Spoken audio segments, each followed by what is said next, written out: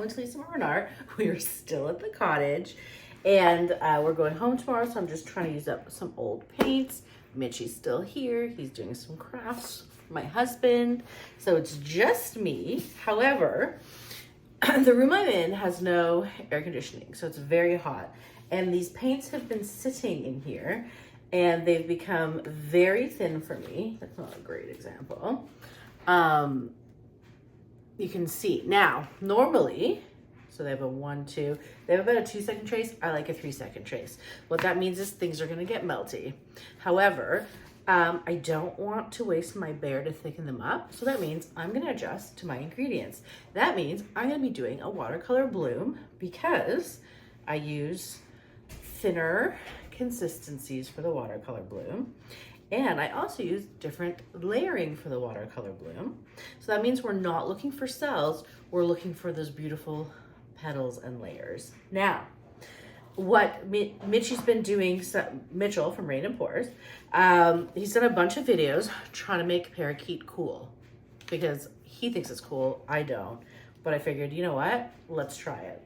We're gonna be mixing TLP parakeet with, this is Holbein Cypress Green, which is like cobalt teal. I love these two colors together. Don't get me wrong, I like this color, but it just never translates well for me on a piece. So we also have Golden Cerulean Blue Deep, okay?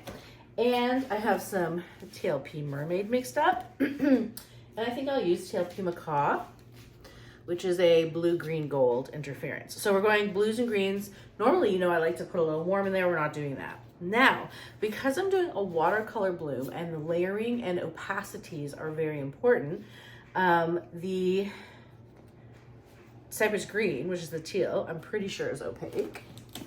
I don't have my glasses, but let's assume. So normally when I do a regular bloom, I put the opaques closer to the top to get the peacock cells, but because we're really stretching this out, I'm gonna keep the opaque at the bottom and let the other layers shine through. So we'll start with the teal. Then why don't I do, because this is, what would they call this? I think it's a semi. Yeah, see it's semi, you can see in this little square here. And all the piggies are called transparent. So do I just want to put this tube right over that tube and just, you know what I mean? Technically, if I did that, I should start with the darker one. Why don't I, you know what I'm gonna do? Okay, I'm gonna start, oh, but that's opaque. Okay, I'm gonna start with this. Then I'm gonna go macaw, okay? Then I'll do this, and I guess I'm topping it. No, I can't top it with the parakeet because that scares me. So then I'll do parakeet and I'll top it with mermaid. Now remember, when we're doing a regular bloom, I don't like to top it with a piggy because your cells don't get crisp, they get a little wonky, but we're not so interested in that today. I'll be using white cell activator. And I think the only color I have, which I don't know if it's good or bad, is agapanthus, which is a purple. Is that gonna, could be interesting. I mean, maybe I prefer white, but you gotta go with what you have. So, oh, I'm also gonna do it on a 12-inch square. Let's get to work. All right, so for the Watercolor Bloom, you need to really stretch it out to break open the layers. So I'm gonna keep everything in the middle and keep everything small, meaning you don't, oops, there's a bloop. You don't want a lot of color and you certainly don't want a lot of pillow paint. So I'm gonna start with this, and then if I need more in the corner, we can do that. Excuse me. So let's start with what I said. And as I said, you wanna do a little bit of color because you want it really stretched out. Okay, here's the macaw. And remember, the goal isn't cells. I am just using cell activator to like bring up the layers.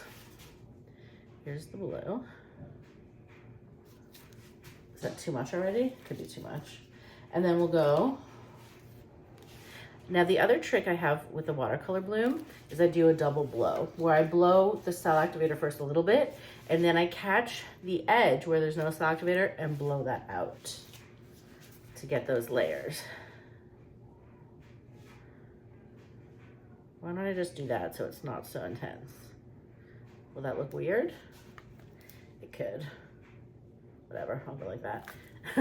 Okay, so. I might have already put too much paint, but I'm just doing a dot, really minimal. Okay, ready?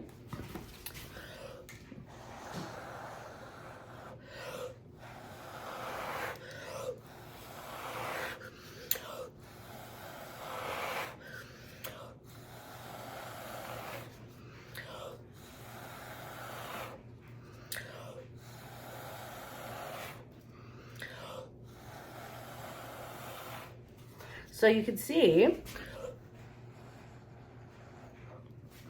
what do we see? I see a lot of parakeet, and I know the lighting here isn't great, and I apologize. I don't know if I'm seeing the layers that I want. It is very parakeet heavy, and it might be a little too stark for me. I don't know, let's see. Okay, so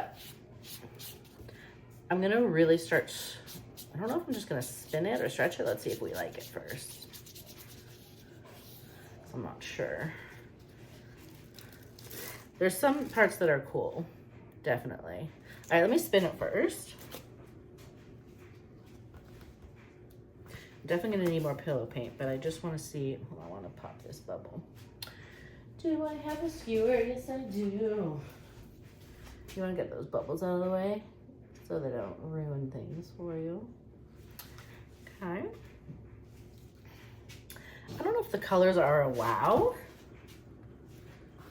Might need a bit more something. It's definitely watercolory though. There's, I don't, oh, you see that? I don't hate it. Maybe is it just too plain for me? We'll see. Mitchie will tell me when he comes. Oh.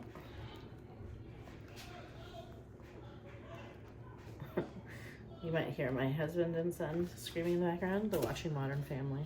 Or fighting. I don't know which one. Okay.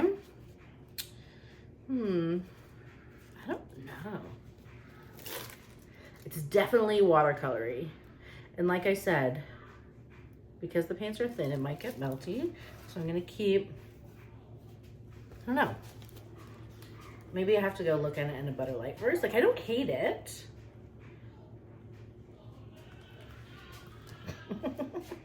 They wrestle. I don't know if you can hear them yelling. There's a blimp there. Okay. It's very simple. I don't know if that's bad or good yet.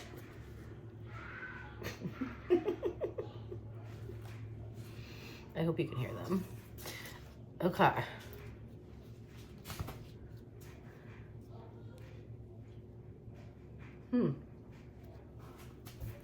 I don't know. Like, there's something intriguing about it. If Mitchell wasn't so busy, he'd come tell me. He'd probably say it's bad though. Let's see. All right. I don't know. It's kind of cool. Okay, we're gonna do it again. So I'm just checking, making sure the middle's not moving. And actually, I can spin it one more time. So I know the sparkle of the parakeet is going to. Now, normally when I do watercolor blooms on a lighter pillow paint, using tube paints really, oops, sneakers, really showcases what's going on. Okay. We'll wait for sneakers to finish barking. Okay, definite. Okay, here, this is how I would look at it. There's a definite sparkle. I don't know if it's enough to save it. Let's do a closer look and then we'll talk about options on how to make it better.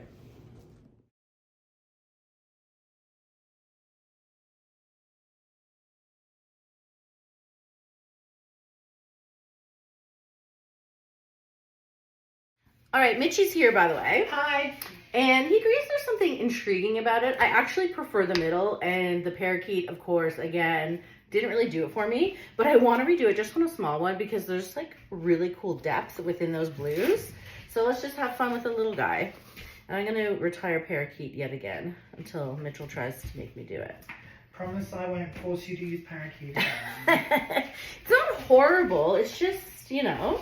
I'm wondering, should I layer it the same way I did? It did look pretty that way. But I think I'll go. Now, because I'm doing more of a regular bloom, I am going to have to top it with a chubby. So I wonder, maybe I'll top it with this chubby right here. So we'll start with the cobalt. I mean, Holbein, same color. Okay, then I'm gonna just go mermaid. Okay. Then I'm gonna go macaw. But I did really like, you know what? I'm gonna, ooh, why don't I add this color? Whatever, this is kind of like we made a color. It's Quiller Violet. Southern Ocean Blue. Some a little pink. bit of magenta. Yeah, we did something there. All right, then I'm gonna go macaw, and then I'll top it with the cerulean. And then we'll see how she goes. I just love these blue colors. Now it's not gonna be as watercolory because this is on a small piece. And it's not gonna like stretch out like crazy. So hopefully we'll get some good layers. And of course, I didn't need that much paint for such a small piece, but that's how we roll, isn't it? Okay.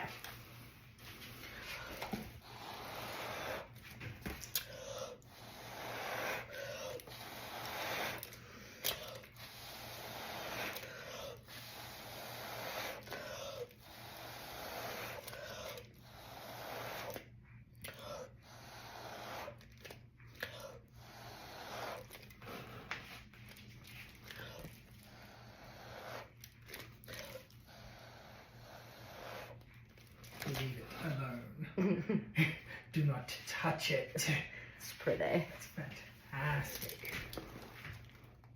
Not like you can see in this horrible light, but trust me. Look at the cute little baby cells that are gonna leave. Look at the cells I have to destroy. Yes. Perfect. So, George. so Lisa has a bloom up on her wall in here with a similar color scheme, and it was like 2-3 years ago, and it's fantastic. And every time I walk past it, I'm like, oh, it's so That pretty. one? She should do that again, and she's just done it again. No, the one over there, the thick one. Oh yeah, that was a good one. So pretty. Yeah, definitely a total different vibe, but I'm okay with it because it doesn't have parakeet. yeah. All right, well there you go. There's one watercolor bloom and one regular bloom. Sometimes you've just got to adjust, you know, take out a color, give it a try, and then sometimes it's ugly and you're like, no thanks, parakeet, not today. Hope you guys enjoyed. Let me know what you think of the watercolor bloom. I know it's a little weird, but there was something cool about it. I'll do a close-up of this. I love you. Bye.